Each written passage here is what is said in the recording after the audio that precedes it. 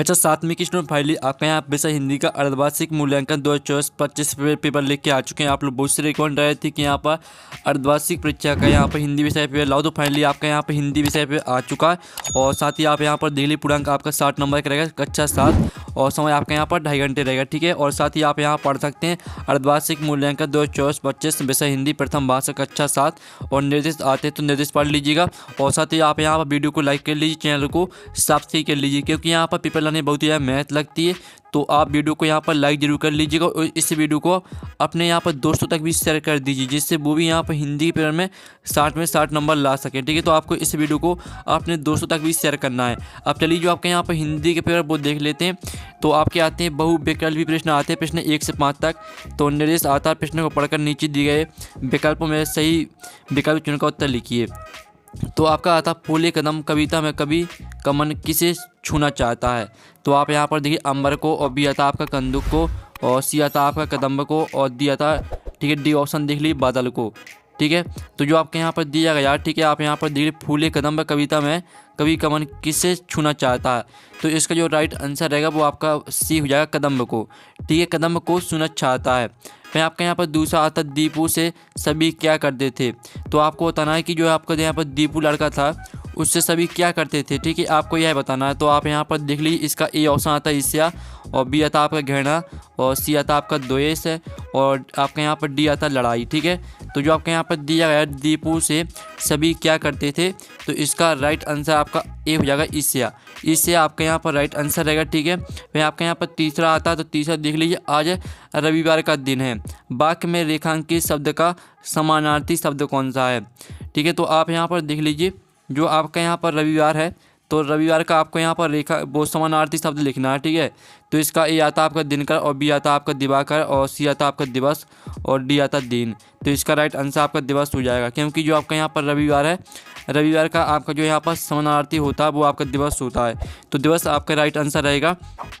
फिर आपका यहाँ पर चौथा आता, ठीक है, उत्थान का विलोम शब्द है। तो आप यहाँ पर देख ली पतन, और बी आता आपका गिरना, और सी आता आपका चोटी, और डी आता आपका ठहरना। तो जो आपके यहाँ पर दिया गया उत्थान का विलोम शब्द है, तो इसका राइट आंसर आपका हो जाएगा ठहरना। ठहरना आपका यहाँ पर राइट आंसर रहेगा। फिर आपका यहाँ पर पाँचवा आता, ठीक है, रहे भावना ऐसी मेरी सत्य डॉट व्यवहार करूं। तो आप यहाँ पर देख लीजिए, इसका ए ऑप्शन आता सरल, और बी आता आपका गरल, और सी आता सगन, और डी आता मगन। तो जो आपके यहाँ पर दिया गया ऐसी रहे भावना ऐसी मेरी सत्य सरल व्यवहार करूं, ठीक है, सरल सरल आपका यहाँ पर राइट आंसर रहेगा 5वीं का। तो इस तरह से जो आपके यहाँ पर, ठीक है, 1 से 5 तक दिए गए थे बहुविकल्पी प्रश्न वो आपके कंप्लीट हो जाते, जो कि आपके 5 नंबर के थे, ठीक है, यानी 1 नंबर के थे, तो वो 5 नंबर के आपके हो जाते हैं, ठीक है। तो इस तरह से हमने आपके बहुविकल्पी प्रश्न करा दिए। आप प्रश्न आपके यहाँ पर देख लेते हैं, रिक्त स्थानों की पूर्ति कीजिए, ठीक है, जो कि आपके प्रश्न के अंक 6 से 10 तक रहेंगे। तो आपका निर्देश आता है रिक्त स्थानों की पूर्ति कीजिए, प्रत्येक प्रश्न के लिए 1 अंक निर्धारित है। और साथ ही आप यहाँ पर देख लीजिए, आपके ऑप्शन यहाँ पर दिए प्राणायाम, व्यायाम, अनुप्रयास, दयालु, हरिचंदन, और जवाहरलाल नेहरू, महात्मा गांधी। इन्हीं में से आपको रिक्त स्थान में भरना है, ठीक है। तो आप यहाँ पर देख लीजिए, जो आपका 6वां आता दिन दिन दा धमक धमक पंक्ति में डोडो अलंकार है। तो आपका पंक्ति में अनुप्रयास अलंकार है, ठीक है, अनुप्रयास आपका 6वीं का आंसर रहेगा।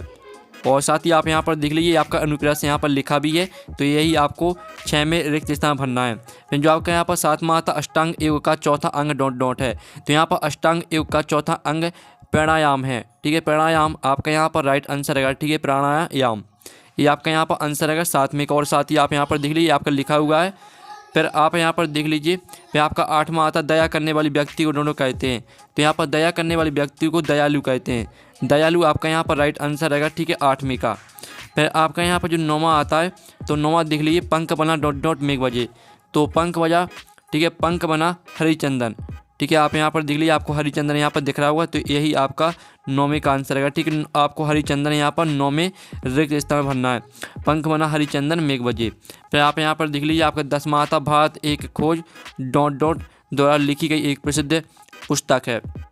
तो 10वीं का आंसर रहेगा आपका जवाहरलाल नेहरू, ठीक है, भारत एक खोज जवाहरलाल नेहरू द्वारा लिखी गई एक प्रसिद्ध पुस्तक है। तो आपका यहाँ पर जवाहरलाल नेहरू हो जाएगा 10वीं का आंसर, ठीक है। तो इस तरह से जो आपके यहाँ पर रिक्त स्थान वो कंप्लीट हो जाते हैं, जो कि आपके प्रश्न के अंक 6 से 10 तक दिए गए थे, ठीक है। अब चलिए आपके यहाँ पर आते हैं अति लघु उत्तरीय प्रश्न आते हैं, प्रश्न के अंक 11 से 16 तक। तो जो कि आप यहाँ पर देते निर्देश आता है प्रश्न का उत्तर 1 या 2 वाक्यों में लिखिए। प्रत्येक प्रश्न के लिए 2 अंक निर्धारित हैं। तो आपका 11वां आता है शाम के समय गंगा नदी कैसी दिखाई देती है। तो यहाँ पर शाम के समय गंगा नदी शांत और अद्भुत दिखाई देती है। ठीक है, शांत और अद्भुत। ठीक है, तो आप यहाँ पर अच्छी तरह से याद कर लीजिएगा, शांत और अद्भुत दिखाई देती है। फिर आपका जो यहाँ पर दिया गया, ठीक है, 12वां, दीन दुखी जीवों के प्रति हमारा व्यवहार कैसा होना चाहिए। तो यहाँ पर दीन दुखी जीवों के प्रति हमारा व्यवहार संवेदनशील और दयालु होना चाहिए। ठीक है, आप यहाँ पर देख लीजिए संवेदनशील और आपका रहेगा दयालु। ठीक है, संवेदनशील और दयालु होना चाहिए। ठीक है, तो आपका यहाँ पर याद कर लेना संवेदनशील और दयालु। फिर जो आपका यहाँ पर दिया गया है, दादी की घड़ी कहानी के अनुसार असली अलार्म कहाँ होता है। तो यहाँ पर दादी की घड़ी कहानी के अनुसार असली अलार्म हमारे मन में होता है। ठीक है, हमारे मन में। तो आपको क्या करना है, आप यहाँ पर देख लीजिए हमारे मन में, ये आपका यहाँ पर आंसर रहेगा। तो पूरा आपको याद कर लेना है। फिर जो आपके यहाँ पर 14वां प्रश्न आता है, ठीक है, गणगौर मध्य प्रदेश के किस क्षेत्र का लोक नृत्य है। तो यहाँ पर गणगौर, ठीक है, निमाड़ अंचल प्रदेश का लोक नृत्य है। तो आप यहाँ पर देख लीजिए निमाड़ अंचल आपका इसका राइट आंसर रहेगा। तो आप यहाँ पर अच्छी तरह से याद कर लीजिए निमाड़ अंचल।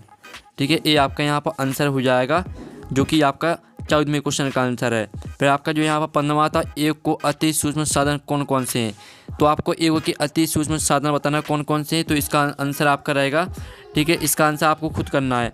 फिर आपका 16वां आता, निम्नलिखित शब्दों के तत्सम रूप लिखो। तो जल का आपका तत्सम हो जाएगा पानी।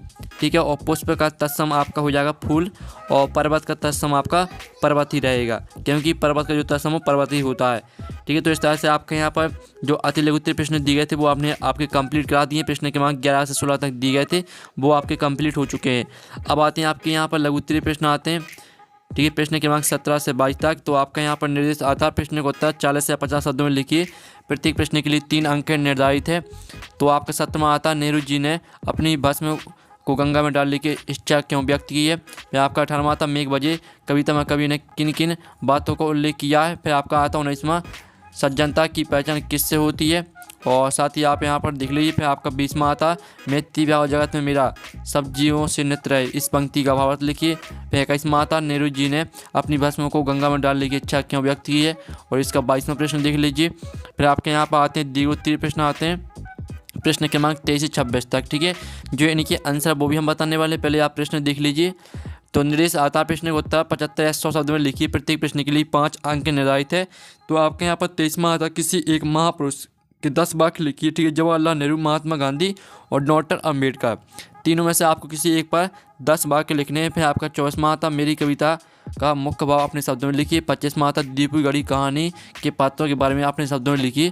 26वां आता, अपने प्रधान अध्यापक को 3 दिवस की छुट्टी के लिए आवेदन पत्र लिखिए। ठीक है, इस तरह से जो आपके यहाँ पर दीर्घोत्तरीय प्रश्न है और जो आपके लघुत्तरीय प्रश्न है, जो इनका सॉल्यूशन है वो नेक्स्ट वीडियो में आएगा, क्योंकि वीडियो काफ़ी लॉन्ग हो चुका है। ठीक है, तो आप वीडियो को लाइक कर लीजिए, चैनल को सब्सक्राइब कर लीजिए, क्योंकि जैसे ही आपका सॉल्यूशन आता है तो आपके पास सबसे पहले नोटिफिकेशन पहुंच जाएगी।